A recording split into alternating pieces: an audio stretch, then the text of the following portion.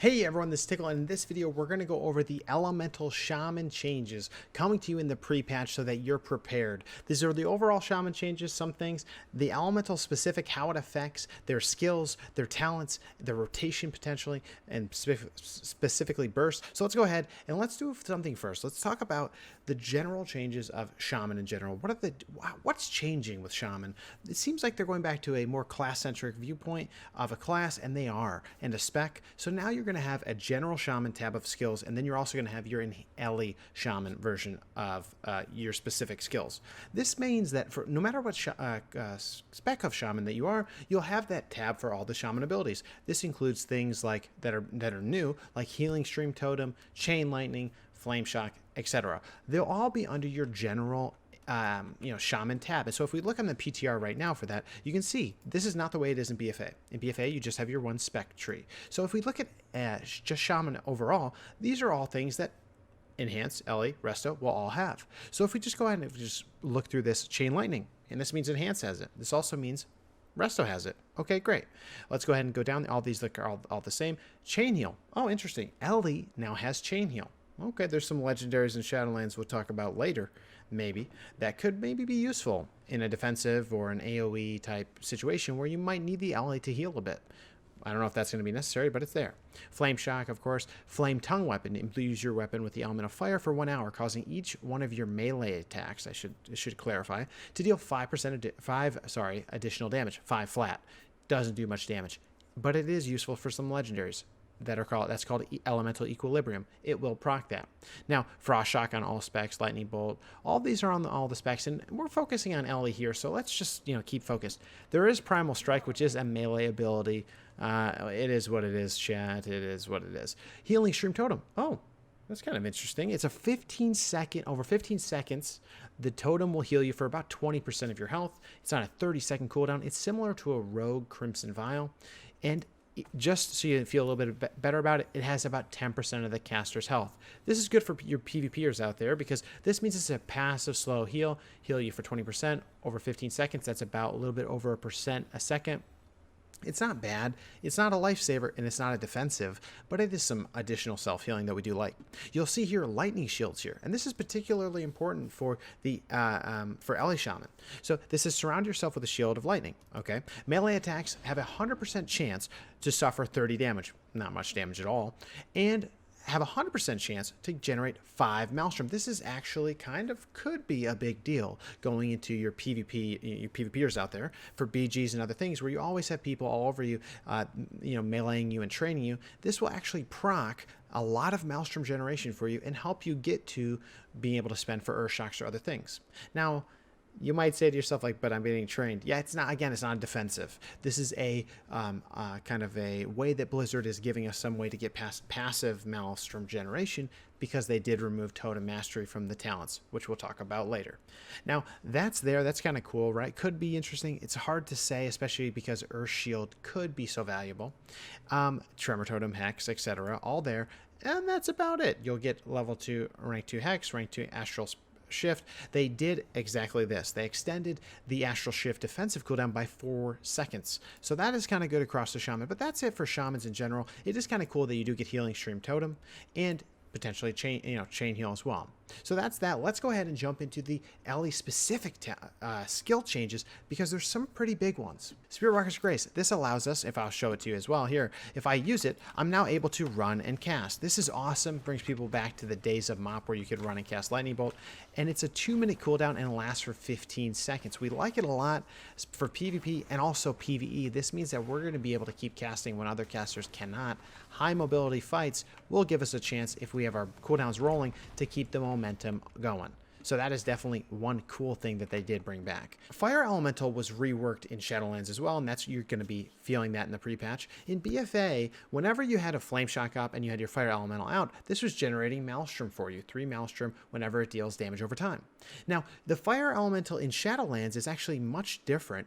Number one, any Flame Shocks that you apply when you have your Fire Elemental up will be 100% increased duration, meaning they go for double, like 2 times as long. So not the 24 seconds that you're used to in BFA, it's now 18 seconds, but now they're going to be able to do that times 2. So doubling that, that's 36 seconds per flame shock. You'll be able to get a bunch of those out and rolling.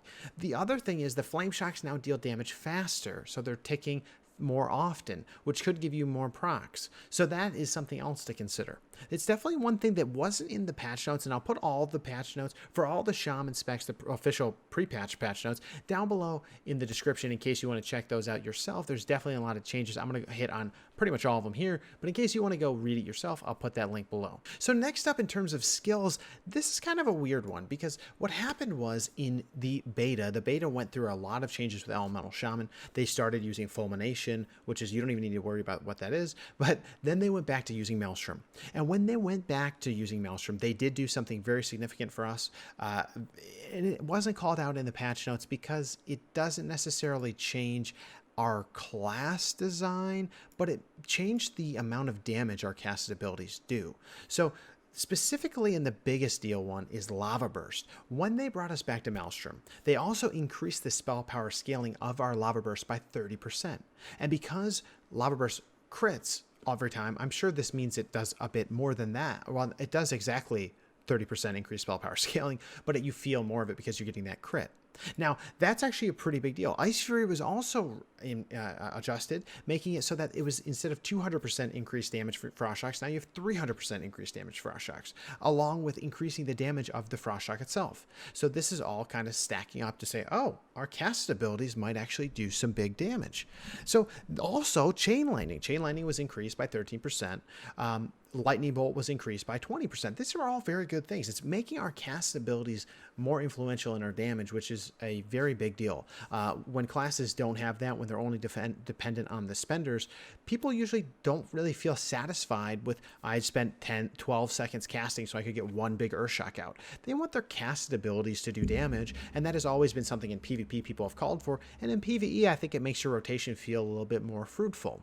So that's something you should know, is that your casted abilities are going to do more when the pre-patch is out, which is a good thing. Particularly that Lava Burst. That Lava Burst is going to be doing some pretty meaty damage, which is great for the PvPers and even great for the PvEers. Oh, and there is one other thing I want to mention, and it is in the patch notes because it is, and it actually is kind of sad. Lava Surge proc chance has gone from 15% to 10%. Now, it's interesting why they did this. I'm not really sure. Let me know what you think down in the comments. I'm a little bit disappointed. Lava Burst will be doing more damage for us. Maybe they think that you should be casting other abilities. Let me know what you think down below. But Lava Burst coming back to being the big deal is great. I think everyone is happy about that. And I'm a little curious why they would reduce the proc chance. And it's not like there's a legendary in Shadowlands that has an additional proc chance. It's just kind of the way that it is. So now let's go ahead and switch gears. Let's talk about the talents. And a lot of these talents are going to be core abilities as part of your rotation, as they are today. So let's go ahead and just look at what the changes are. Number 1, Static Discharge. This is a new talent they brought in because they shifted Elemental Blast and they removed Totem Mastery. This is a new one on the top tier. It says discharge excessive energy with your lightning shield, dealing 200 nature damage to an enemy within 40 yards every 0.5 second for 3 seconds, meaning it's going to hit for 6 times that much.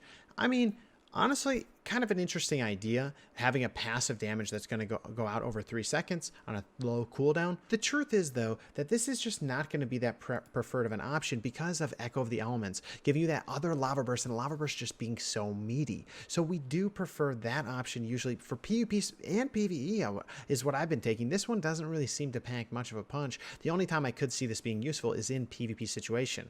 Now, the next one is one of the most cool abilities in the game, in my opinion. It's called Echoing Shock. Shocks the target for about 1,000 damage at 60, and then it repeats the next direct damage or healing spell 1 second later. It actually means it can actually echo a thunderstorm, can echo an earthquake, it can echo an earth shock, and it can echo a healing surge. It can echo a chain heal. You can echo any of these abilities. Now, a lot of the times, these copied versions of the spell won't necessarily have that damage increase. And there's some bugginess going on in the beta right now, so we're not really sure what's intended. But at least for now, what it does, and I'm going to show you on the PTR, is it's probably my favorite ability in the entire game, just period. So I'll show you what it does. So basically, if I cast Echoing Shock on the target, and then I press Lava Burst once, it's going to go out, and it's going to repeat a second time. I didn't press that second one, and that wasn't a Mastery Overload, which would probably beg the question, well, can they both Mastery Overload? And the answer to that is yes, they can. If you use this with Stormkeeper will have a 100% overload chance. And then if you do it and then you echo that, it actually does a ton of damage. Now, it is very bugged right now. There's a lot of buggy things still with Ellie and how this ability, specifically Echoing Shock, interacts. Like, for example, right now, if I echo and then I use Lightning Bolt, I pressed it once. Okay, it didn't use both of my Stormkeeper charges. That's good. And it hit for 4 times. And then if I press it again, it hit for a total of 1, right? So it hit for 1, 2, 3, 4, 5, 6 times. And you can see actually that second strike, that Echoed Strike, was actually a buffed version. So it is carrying that buff into the Echoed Shock version, which is a big deal. Now, I definitely recommend, hey, play around with this one, because this is one that is really cool. And when you start to use this and start to think about the combinations that you could do, like, for example, if I go ahead and get the Maelstrom up, I can Echo, and then I can Earthquake. I Earthquake once, it Earthquake twice, which is very exciting because it's doubling the spender of one of our biggest AoE abilities that doesn't have an AoE cap. So that's very exciting for us. Now, you can also mirror heals and things like that. You cannot do a few things. Let me just point this out. If you have Surge of Power and you echo a Earthshock, it will not give you Surge of Power twice. It'll only give it to you once, and then you'll Earthshock the second time. It won't give you Surge of Power. You can't echo a Lightning Bolt. Okay, and a Lightning Lasso. You can echo Lightning Bolt. You can echo Chain Lightning, which is what I usually like it for, or other Maelstrom generating skills. If you echo, let's just see, if you echo any, yeah, that's actually about it. You don't ever want to echo a Flame Shock on a single target. If you cast Echo and then you press, like, over here, I switch targets, Flame Shock, and then you try to switch, it will not work. We were testing this in the beta, so that's just good to know. Again, it's one of the coolest abilities in the game, and I recommend you play with it quite a bit because it is quite cool. Now, the other talent change on this tier is they brought Elemental Blast down here. There was a different version of Ellie that was even better than it is now, but they changed it. I'm not even going to get into it, but basically Elemental Blast was proccing legendaries and Surge of Power, but now it doesn't. Elemental Blast does not proc anything. It just gives you 30 Maelstrom, which is actually a lot of Maelstrom. It's actually the most Maelstrom you can get with any cast. I'm like trying to think, other than like a Stormkeeper Chain Lightning. And it can overload as well. And they also changed it so it gives you crit or haste by 3% or mastery by about 6% for 10 seconds. That can overload and repeat. You can also use that. You can't use it with Echoing Shock, though, because you can't. It's on the same tier, right?